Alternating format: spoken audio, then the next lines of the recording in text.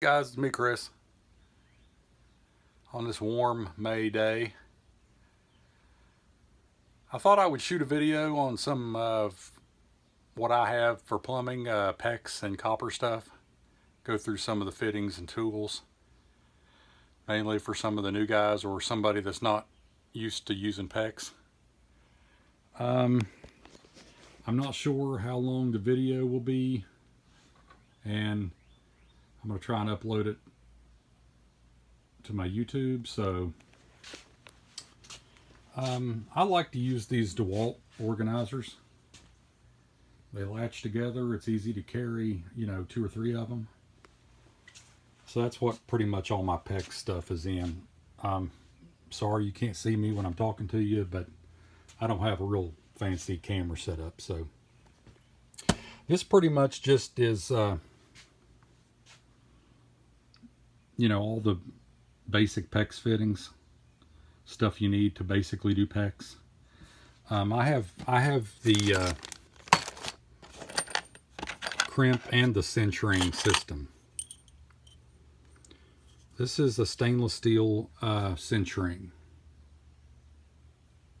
And it's kind of important to know that cinch means, cinch, and crimp means crimp, and they're not interchangeable terms. This is a cinch ring. It's stainless steel. It's what I've started to use pretty much all the time. It's easy to put on. It's easier to take off than the crimp style, and it's stronger. And you don't need to change any you don't need to make any modification on the tool to use different size, different size pipe and crimp and cinch rings. The same tool will do 3/4, it'll do 3/8, it'll do half. So let me put that down. This is the crimp ring. It is a crimp ring. You crimp it with what looks like a special kind of bolt cutter. It's the most basic PEX system, and it's not really the cheapest, but it's not that expensive for what it does. It's just a little bit basic, and it's hard to get in and out of places. It's kind of tight. It takes a lot of room to use the tool, and I'm going to go through the tools too. But in this box, I've got crimp and cinch rings of different sizes. I've got, the basic fittings, 90s. The plastic 90s, some people like. I really haven't used them that much, and I think, if I'm not mistaken, you can only use them with the crimp system. Just different fittings here. Plug fittings to plug off a line or to temporarily plug it off. And these, you can get these back. They're reusable. You can reuse them. So like if you want to temporarily plug off a line, check for leaks when you're putting a new install in, you can. Tees, couplers, basic plumbing stuff. And this is the piece, both male and female, they make both versions, that allows you to transition from copper on the left of it to PEX on the right. You have to be able to solder this piece on to a piece of copper, and then you can take off and run PEX. I do have the SharkBite tool. I do have some SharkBite stuff, mainly for emergencies or emergency repairs. Some odds and ends sizes stuff here, different threaded adapters and that kind of thing. Little screwdriver, just basic assortment of fittings. In this box I've got basically just the nail-on PEX fastening things to fasten them to joists. I think they're called Talon brand, 1/2 inch and 3/4. And they work pretty good. I've got some other, other type fasteners that kind of clamshell around the pipe and, allow you to strap it up or down or whatever you need to do with it. I've got some contractor packs of just, you know, things I've had to bought for jobs and that kind of thing. These are in 1/2 inch size. This is a 90 reinforcement. It allows you to carefully bend the PEX, and you snap it into this with some difficulty, and it reinforces the 90 bend, and you don't have to use a 90 fitting. I've used those a couple places in my own house.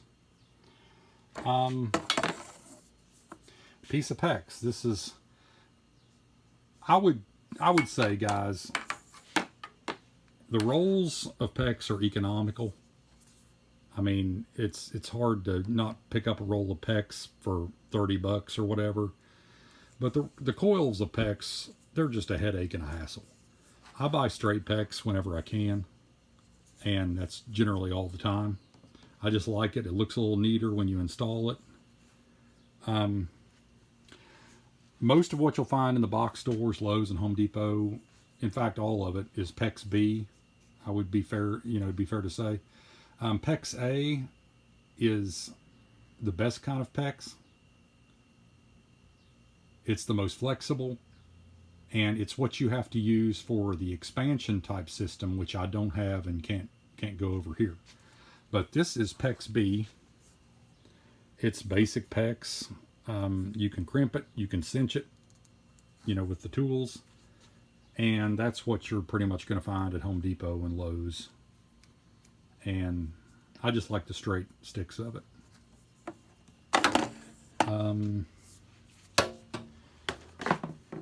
This tool is terrific. This is the tool I have. Lay it down here. It's made by Apollo. It's the one-handed ratchet crimper. And it's not really one-handed for me because I have kind of small hands. But it works with the cinch rings.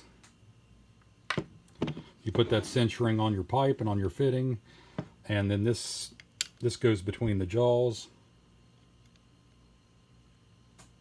and you squeeze it till the blue light comes on. And if your tool's calibrated correctly, you're done.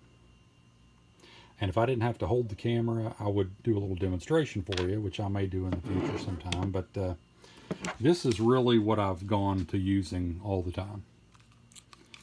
It's just handy. It's easy in tight places. It's easy in crawl spaces.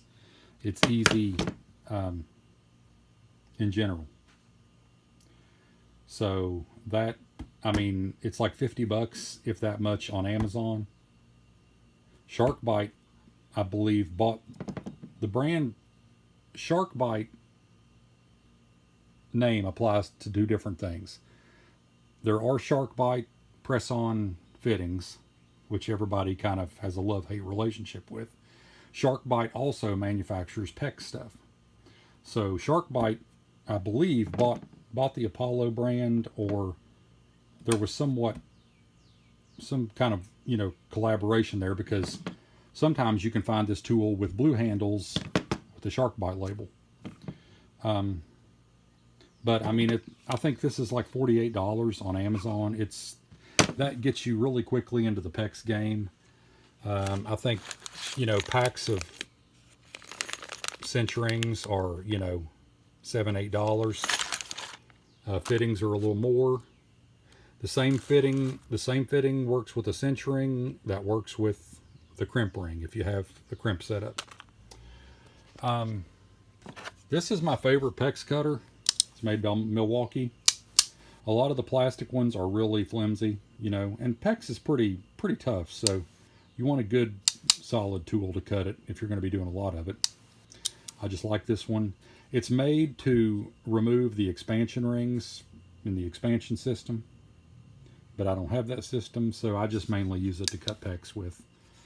And there's a lot of good videos on YouTube. I mean, I don't know how long this one's going to be, and I don't know what kind of trouble I'll have uploading it, but this is, and I don't know if I'll take this out of the box, but this is the crimp ring tool. As you can see, it runs you back like 90 bucks, if I remember right.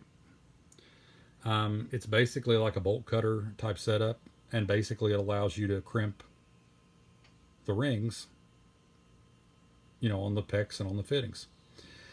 The drawback with this tool is to switch between, you know, to switch between 1/2 inch PEX and fittings and 3/4 inch PEX and fittings. You have to change out the dies. You have to change out, you know, the crimping dies. And that gets a little tedious. I mean, when this was the main tool out there and, you know, it lets you do some PEX, it was great. And, oh, yeah, everybody was doing PEX and that kind of thing. But now this is where it's at, in my opinion. And I've talked to pro plumbers, and they said that, you know, by far the stainless steel cinch rings are easier and they're better. And, you know, in a freeze thaw type situation, they're stronger. The crimp rings are copper, so they're kind of a softer metal, and they can, in certain instances, I think, be expanded by a frozen pipe. You know, a frozen spot at the fitting there, or, you know, around the fitting. So this tool works. If you're going to buy the crimp tool, you need to buy this tool, because if you ever have to make a change or have a bad crimp or need to remove a crimped on connector, this is the tool that does it. It's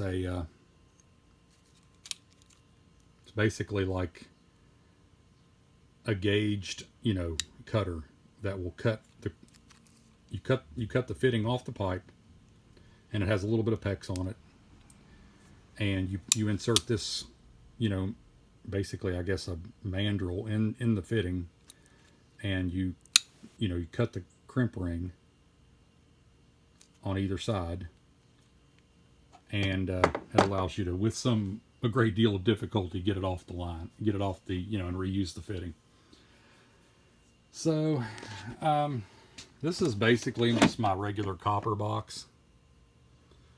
Just basic stuff, you know, caps, couplings, threaded adapters, 90s, T's, some bits of copper, some assorted odd fittings, 3/4 inch repair coupling.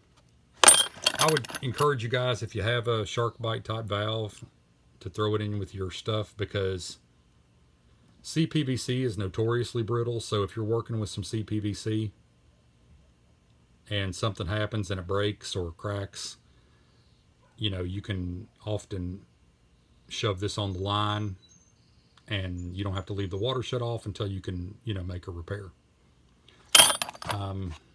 Straps, 1/2 inch repair couplings. A repair coupling slides, you know, all the way on a 1/2 inch line back and forth. It doesn't have stops in it, and you can, you know, cut out a bad spot in the line, slide this on, put your splice piece in, and slide it over the joint, and then solder it, you know.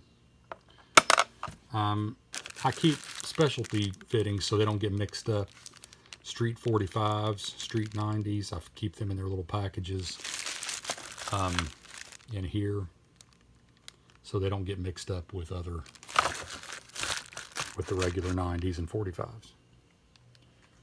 So I wish I had a way to hold the camera a little better so I could actually, you know, you could see me and I could do some demonstration, but we're working on it. Oh. All right, guys. Hope this video helps somebody. I enjoy making them, so that was just a quick overview of what's in my boxes. Have a great day.